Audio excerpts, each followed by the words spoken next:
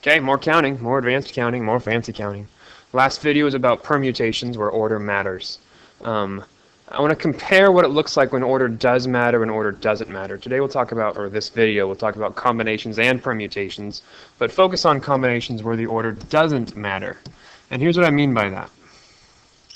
Order doesn't matter with combinations. Suppose that you had 5 candy bars that you were going to give to 8 people. Well, if all of the candy bars are different, if they're different candy bars, then the people will care about which one they get. If you've got a Reese's and a Snickers and a Kit Kat and a Payday and some other option I can't think of right now, some Mars bar or something. If you've got 5 options, people care about which one they get. And if you give them out in a random order, whoever gets the first one, it's going to matter which one they get. The order you give them in matters. And since it matters, it's called a permutation. I think P for picky. You're picky about which one you get, so the order matters. But if everyone was going to get a Twix, if every single person got a Twix bar, there's still 5 candy bars and there's still 8 people, but they're all getting Twix. Now they don't care about which order it comes in. You don't care if you get the first candy bar or the 5th candy bar as long as you get a candy bar. The order doesn't matter. And when the order doesn't matter, we call that a combination. And the number of possibilities that come out of permutations and combinations are drastically different. So let me show another example here. Well, first of all, let's go through this process of determining in which of these scenarios does the order matter or does the order not matter. And I would like it if you paused and went through these and tried to figure which ones the order matters and which ones it doesn't. And now that you've paused and done that, I'll get going. If the basketball coach has to select 5 players out of 14 on the team to start the game, does the order matter? And it doesn't. It doesn't matter because if you were picked 1st or 5th, you're still starting. It's not like he's assigning positions 1 through 5 or even assigning rank 1 through 5. He's just picking the 5 people to start. The order doesn't actually matter. That makes this a combination. As long as you're one of the 5 starting, that's nothing else really changes anything. But a baseball coach, when he's selecting 9 players to fill out a batting lineup, I'm missing the word batting order, batting lineup here.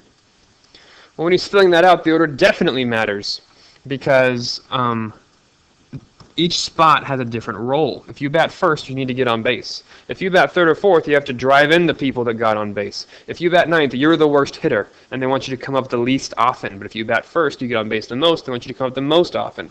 So the order definitely matters in baseball. This is a permutation. I mean, most of what a manager does in baseball or softball is just determine batting lineups based on pitching matchups. If there's 5 positions open to the board of directors and there's 8 people interested, if all the positions are the same, the order doesn't matter because you're just on some board. If there's a spot called like chairman of the board, then it would matter, but all we know is that the order doesn't matter because it's a combination. You don't care which spot you get. We randomly assign 5 people to the positions of math council: president, vice president, snack provider, and jokester. You totally care which spots you get. Being president and being snack provider are completely different jobs. And being snack provider is an awful job. You actually have responsibilities. You have to bring food every day. People care about the food you bring. You probably have to clean up afterwards. You're spending real money. Ugh, you totally care. Which means order matters. It's a permutation. You're picky about things. P for picky. You're going to get a 4-scoop ice cream cone and don't want to have the same flavor twice. That's an important distinction, that you're not having the same thing twice. Otherwise, things can change pretty rapidly. So we're only going to do each flavor once. I think the order matters. If I was getting this cone, I would give a lot of thought to what order I had my scoops coming in, because I probably don't want my chocolate touching my strawberry. I like it when strawberry touches vanilla. And so I would think this through. To me, it matters, but I'm pretty picky about my ice cream. So for me, it's a permutation. For you, it might not be. You might not actually care what order it comes in, but I do, so the order matters. Your locker has the numbers 30, 28, and 29. The order definitely matters. If I split 28, 29, 30, and that still opens it, that means that your lock is not very secure. This is a permutation. These are often called combination locks, and that drives us math teachers nuts because they're not combinations. The order actually matters. So we can't call them combination locks, they're permutation locks. So I never ask what's your locker combination, I ask what's your locker permutation, and then students look at me weird because they don't know what I'm talking about, but that's how it is. Okay, you have 5 friends, Amy, Becky, Chloe, Denise, and Emily, and you want to give them one of 3 awards, best friend, second best friend, and only friends with you to be nice. How many different ways can you give out those awards? So we're not asking what's the probability that Amy gets one of the awards. We're just asking if you wanted to do it randomly. Suppose you did it randomly. How many different ways could it be done? Well, the first question you always have to ask is, does the order matter? Does the order matter? And yes, it absolutely does. The second question you have to ask is, can things repeat? With phone numbers, the digits you use can repeat. Well, with this, the awards can't repeat. You're not going to give 2 different people the best friend awards. They can't repeat. The fact that order matters means this is a permutation. And this just kind of reinforces that. It's something to consider, but usually things can't repeat. If things can repeat, it's not a permutation or a combination. So maybe I should switch the order of these things. You should probably ask this one first and ask this one second. If things can repeat, it can't be a permutation or combination, but they can't. So out of 5 friends, I'm picking 3 of them. It's 5p3. There's 5p3 ways that I could do that. And if you remember the formula, that's 5 factorial over 5 minus 3 factorial, which is 5 times 4 times 3 times 2 times 1. Over 5 minus 3 is 2 factorial, so 2 times 1, and those cancel. So 5 times 4 times 3 is 60. There's 60 ways that could be done. And you could also find that on your calculator doing the 5p3 thing on the calculator we showed last class, and I'll show it again in a second. Okay, you need a 4-player team to compete in a Smash Bros. Tournament. So it's you and 3 other people. You have to get 3 people to join you. You only have 4 friends, which isn't all that many, but we won't dwell on that right now. Adam, Bob, Corey, and Doug. A, B, C, D. And you're trying to think, how many different teams can you make? Let's think about all the ways that you could pick these people. You could pick Adam, then Bob, then Corey. You could pick Adam, then Corey, then Bob. You could pick Adam, then Bob, then Doug. You can pick Adam, then Doug, then Bob. You could pick Adam, then Doug, then Corey, and Adam, then Corey, then Doug. That's all the ways you could pick Adam first. Then there's a bunch of ways you could pick Bob first. Actually, 6 of them. And a bunch of ways you could pick Corey first, and a bunch of ways you could pick Doug first. And take my word for it, there's 24 possibilities.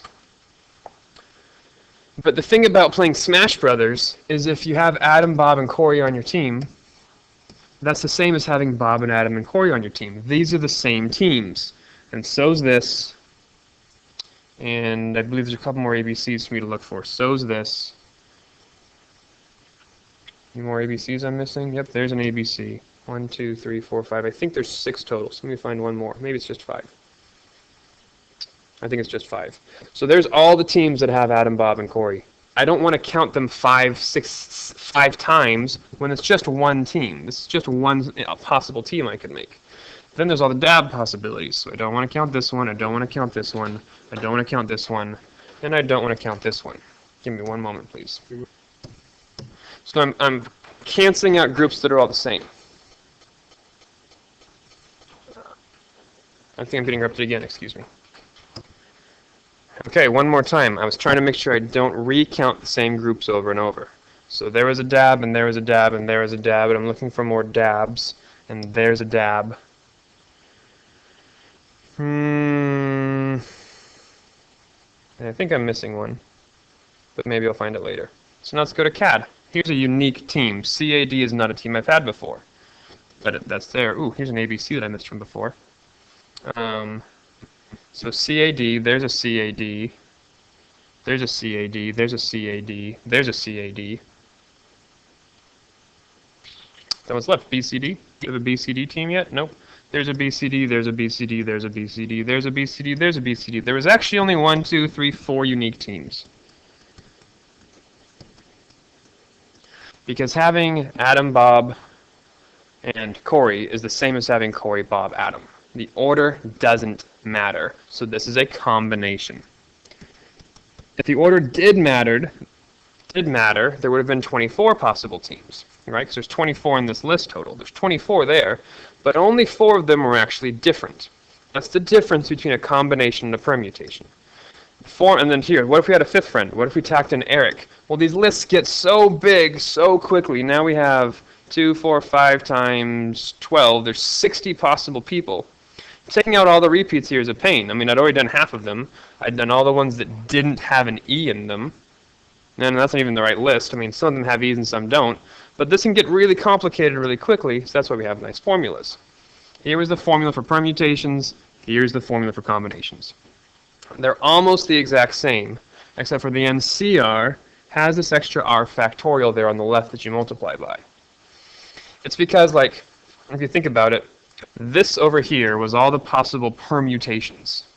But then we had to take those permutations and divide by the number of repeating groups. And the way you calculate the number of repeating groups is r factorial. This is the number of repeating groups. You don't need to know that. Just have your formula, NCR, NPR. So n in both of these formulas stands for the number of people or objects or whatever that we are choosing from, or that we're choosing total. Not that we're choosing from, but choosing total. The number of people we're choosing. R is how many we're choosing from, the possibility we're choosing out of. Do I have that listed backwards? I think I do. That's R, and that's N. Is that right? I mean, N is always greater than R. So yeah, N is the number we're choosing from, and R is the number of people we're actually choosing. Well, that's kind of annoying, but we'll live with that for a while. N's bigger than R, and it's worth noting that NPR is always bigger than or equal to NCR. So here's an example. How many ways can you give 8 2x bars to 12 people? Well, the order doesn't matter, so it's 12C8. And I could do the formula, 12 factorial over 8 factorial times 12 minus 8 factorial. The nice thing about this is the bottom numbers in a combination only, the bottom numbers always add up to the top. But 8 factorial times 4 factorial is not at all the same as 12 factorial. So if you think about it, 12 factorial is this.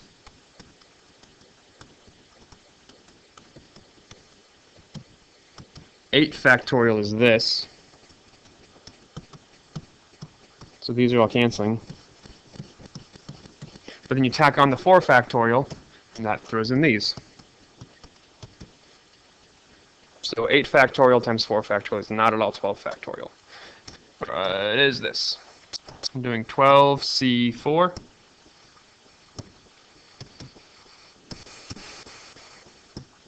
There's 12C4. And it's interesting that 12C4 is actually going to be the same as 12C8. For your curiosity, because you would just switch the 8 and the 4. It would be a 4 and 8. That wouldn't make any difference.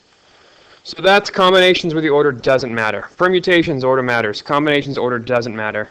And then factorials is how to multiply things in a decreasing order. Thank you for your time. Take care of yourself.